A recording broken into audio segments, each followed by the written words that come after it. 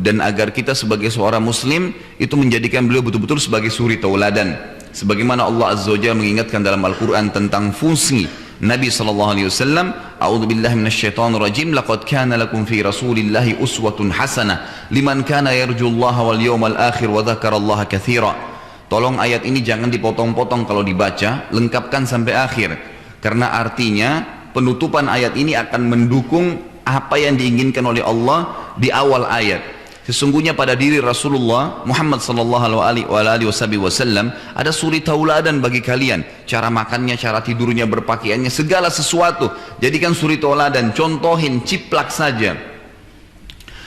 Itu bagi siapa? Bagi orang yang ingin bertemu dengan Allah, mau mengenal Allah, tidak akan mungkin kecuali melalui Rasulullah sallallahu alaihi wasallam, dan mendapatkan apa yang Allah janjikan di akhirat dari surga, dari pahala yang besar, serta ingin berzikir dengan Allah dengan zikir yang banyak. Ya, kata para ulama, ya, yang dimaksud dengan berzikir dengan banyak artinya semua ibadah yang dia kerjakan harus mengikuti Rasulullah sallallahu alaihi wasallam. Dari sisi lain, banyak orang di antara kita juga kalau ditanya siapa nabimu? Muhammad sallallahu alaihi wasallam. Bagaimana Nabi Muhammad itu? Tidak pernah pelajari sirahnya, tidak pernah tahu bagaimana secara fisik Nabi sallallahu alaihi wasallam, bagaimana akhlaknya beliau, sehingga bagaimana kita menjadikan beliau sebagai suri tauladan kalau begitu.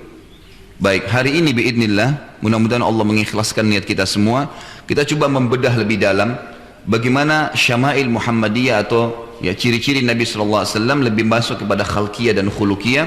Kemudian kita masuk ke mujizatnya beliau yang mudah-mudahan biidznillah setelah kita bubar nanti kita sudah mengenal beliau dan akhirnya menjadikan beliau lebih sempurna lagi dalam kehidupan kita sebagai suri tauladan. Pertama kita mulai dengan khalqiyah. Apa itu khalqiyah? Fisik Nabi SAW. Nabi SAW bukan hanya seorang Nabi, tapi beliau memiliki kesempurnaan fisik. Banyak dinukil athar dari para tabi'in yang mengatakan kalau Yusuf alaihissalam diberikan kegagahan sepertiga dunia, maka Nabi Muhammad SAW diberikan lebih daripada itu. Diberikan lebih daripada itu. Dari mana istidlalnya? Itu diambil daripada banyaknya riwayat para sahabat yang sahih menceritakan tentang fisik Nabi SAW. Kalau kita gabungkan semua riwayat ini, saya tidak rinci satu-satu karena cukup panjang, tapi banyak ada disebutkan dalam riwayat Ummu Ma'bad yang masyhur, diriwayatkan oleh Imam Bukhari, kemudian ada yang diriwayatkan oleh Ali, ada oleh Ka'ab, ada oleh Zaid bin Harithah, dan cukup banyak sahabat-sahabat Nabi yang menyampaikan tentang ciri Nabi. Intinya adalah mereka menyebutkan Nabi SAW memiliki kulit yang sangat putih, bersih, karena putihnya sampai membuat pipi beliau kemerah-merahan alaihissalam. Beliau memiliki di bagian wajahnya, kita berbicara dulu, alis yang tebal dan berbentuk seperti busur panah. Tebal, berwarna hitam dan seperti busur panah dan tidak tersambung. Ini sekaligus ya membantah banyaknya riwayat dhaif yang mengatakan alis Nabi SAW kesambung atau tersambung antara kiri dan kanan, di tengah-tengah ada. Ini tidak benar, tapi berbentuk seperti busur panah yang lebar dan tebal. Lalu beliau memiliki dua bola mata yang besar, yang di tempat tumbuh bulu matanya itu berwarna hitam, seakan-akan beliau menggunakan celak mata, padahal sebenarnya tidak. Dan di situ ditumbuhi oleh bulu mata yang sangat lebat, serta bola mata beliau yang besar di bagian dalamnya itu yang putihnya berwarna putih pekat, putih terang, dan yang hitamnya berwarna hitam pekat. Dan para sahabat mengatakan dalam beberapa riwayat yang lain, mata Nabi SAW sangat jernih, sampai kalau kami ingin bercermin di mata beliau, kami bisa bercermin alaihissalam. Beliau memiliki hidung yang mancung dan lancip, kemudian beliau memiliki kuping, telapak tangan, dan juga bibir yang sesuai dengan poster yang Allah telah ciptakan, artinya sempurna, tidak dirincikan oleh sahabat kira-kira seperti apa bentuknya, ya lebih cenderung terjemahnya sesuai dengan wajah beliau. Nabi SAW memiliki rambut yang sangat lebat, berwarna hitam, tidak lurus sekali dan tidak keriting, disebutkan berombak, yang beliau terkadang membiarkan sampai lummah atau jummah. Beliau membiarkan sampai di ujung kupingnya atau sampai di pundaknya.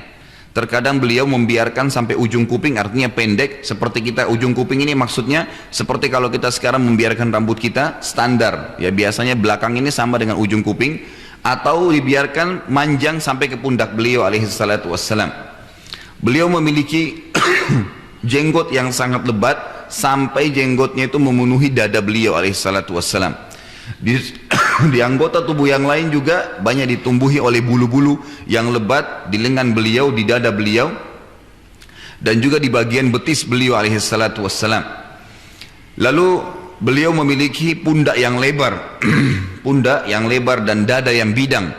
Sebagaimana dinukil dalam hampir semua riwayat ini, Nabi alaihissalatu wassalam memiliki pundak yang lebar, beliau memiliki dada yang bidang, dan juga beliau jarbu, tidak tinggi, tidak pendek. Tapi di sini dinukil dalam beberapa asar yang lain dikatakan beliau berada di antara Umar bin Khattab dan Abdullah bin Mas'ud radhiyallahu anhum ajma'in. Bagaimana kita memahami poster tubuh dua sahabat ini? Ada banyak riwayat yang menyebutkan Umar bin Khattab radhiyallahu anhu orangnya tinggi besar. Ya, sampai-sampai kalau beliau duduk di atas kuda, kakinya sampai di tanah. Nah, jadi tingginya sangat tinggi, mungkin 2 meter lebih. Abdullah bin Mas'ud radhiyallahu anhu adalah sahabat yang sangat kurus, kecil, dan ukuran badannya itu pendek. Tetapi tidak dinukil kepada kita kira-kira seperti apa. Intinya, beliau pernah naik di atas pohon kurma, kemudian karena beliau agak pendek postur tubuhnya, beliau agak butuh waktu cukup lama untuk naik di atas pohon kurma tersebut. Lalu sempat ada angin yang meniup baju beliau, akhirnya betisnya kelihatan dan sangat kecil, gitu kan. Sampai beberapa sahabat tertawa melihat betis Abdullah bin Mas'ud radhiyallahu anhum. Lalu Nabi SAW mengatakan, apakah kalian tertawa melihat betisnya Ibnu Mas'ud? Demi Allah atau demi jiwaku yang ada di tangannya, betisnya Ibnu Mas'ud lebih berat di timbangan dari gunung Uhud, ya, pada hari kiamat nanti. Ini fadilah, tapi intinya adalah Nabi SAW berada di antara kedua sahabat ini. Artinya tinggi yang sangat ideal gitu. Lalu Nabi SAW memiliki bagian perut yang sangat keras dan berbentuk. Sebagaimana dinukil dalam beberapa riwayat yang lain, ada beberapa sahabat yang mengatakan pada saat terjadi perang Khandak, dan nanti akan kita sebutkan, sempat tersingkap perut Nabi SAW, dan mereka mengatakan kami temukan perut Nabi seperti batu yang tersusun. Jadi sangat kekar alaihissalatu wassalam, dan sempurna fisik beliau, Dalam sebuah riwayat Bukhari yang lain dikatakan, dinukil Ka'ab bin Malik radhiyallahu anhu berkata, satu malam aku pernah melihat bulan purnama sangat terang, dan aku sangat kagum dengan bulan purnama itu. Terang sekali, luar biasa. Dan biasa kalau kita lihat ya di bulan-bulan, mungkin sebentar nanti hari Selasa, Rabu, Kamis ini pertengahan bulan, tepatnya hari-hari puasa Iyamul Bid, itu lagi terang sekali bulan. Maka beliau melihat dan kagum gitu, melihat. Lalu tiba-tiba dia mengatakan Nabi SAW keluar dari rumahnya menggunakan jubah berwarna merah pada malam itu, dan baru saja mandi serta menyisir rambutnya dengan rapi. Maka saya melihat ke bulan tersebut, saya kagum. Tapi pada saat saya melihat ke muka Rasulullah SAW, saya melihat Rasulullah lebih indah dari bulan itu alaihissalatu wassalam. Jadi ini beliau sangat luar biasa, beliau sangat sempurna secara fisik. Ada alasan lain kenapa kita menyebutkan fisik Nabi alaihissalatu wassalam.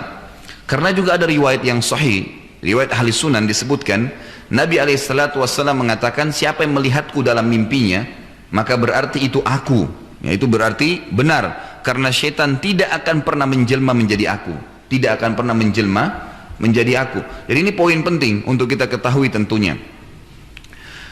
Kemudian juga dilengkapkan khalqiyah ini dengan khuluqiyah. Tentu masih ada beberapa hal yang berhubungan dengan masalah ini, seperti misalnya cara jalan Nabi alaihissalatu wassalam, ya. Beliau dikatakan dalam riwayat sahih kalau jalan seperti orang yang turun dari bukit, ya. Sangat cepat kalau beliau berjalan, tidak pernah berlama-lama, gitu kan.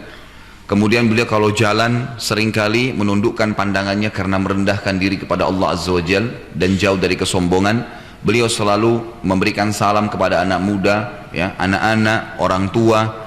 Ya, beliau juga selalu menanyakan tentang keadaan ya sahabatnya, ya, bagaimanapun keadaannya, dan beliau ya paling senang untuk ikut berpartisipasi berolahraga dengan para sahabat, baik itu memanah, melempar panah, bergulat, dan cukup banyak ya kegiatan-kegiatan jihadiyah yang dipartisipasikan oleh Nabi alaihissalatu wassalam. Bahkan beliau dalam riwayat Bukhari pernah mengajak Aisyah berlomba lari, ya. Itu beliau secara fisikal memang sering suka dengan gerakan, ya. Dan ini termasuk sunnah nabawiyah kalau kita tidak vakum, ya, tidak vakum dan kita bergerak. Makanya adanya perintah sholat ke masjid jalan kaki, ya, ada haji dan umroh, tawaf itu bergerak, sa'i itu jalan, kan gitu. Semuanya itu menandakan agama Islam adalah agama yang bergerak. Sampai ada pepatah bahasa Arab mengatakan, taharraku fa inna fi harakati barakah. Bergeraklah, postur tubuhmu gerakkan, maka kamu akan dapatkan berkah di situ.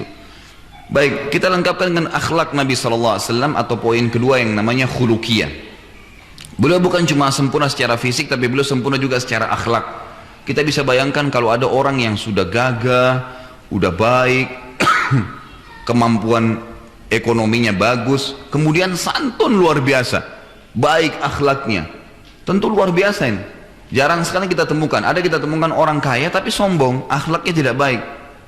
Mungkin kita temukan orang tidak mampu, ya, atau orang yang tidak punya kekayaan tapi fisiknya sempurna, ada kekurangan, tapi Nabi SAW semuanya sempurna.